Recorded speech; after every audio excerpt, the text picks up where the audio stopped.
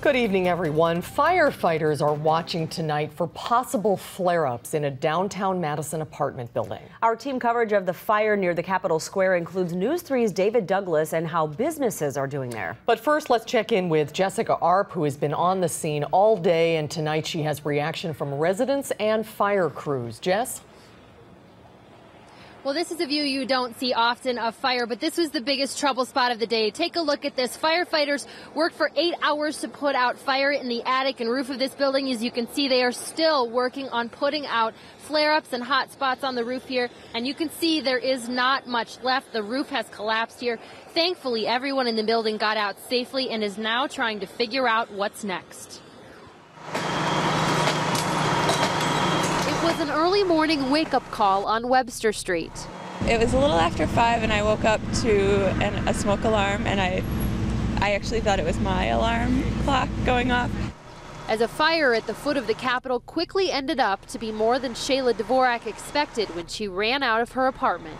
We were across the street and we had to keep moving because the smoke is just getting worse and worse.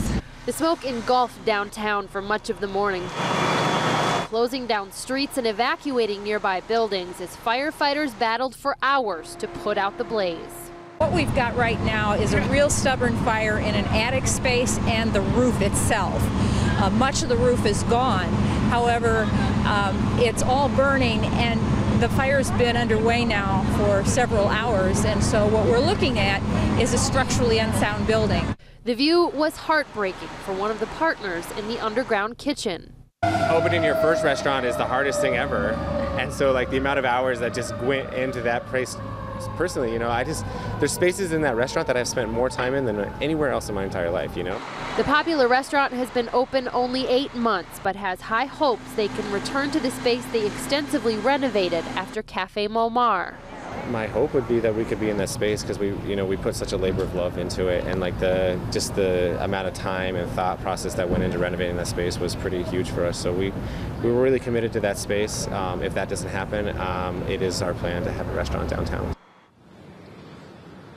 Crews will stay on the scene as they monitor the fire for flare-ups. As you can see, they are still putting water on this fire some 13 hours later. Now, Webster Street has been reopened to one lane of traffic. They took a street sweeper through so they could clean up some of the debris there. Mifflin Street in front of this building is still closed at this hour. At this point, there is no word on either a cause for this fire or the ultimate cost of the damage to the entire building. Oh, some amazing pictures there, Jess, but so glad to hear that everybody got out safely. Thanks so much, Jessica Arp, reporting live tonight. Absolutely.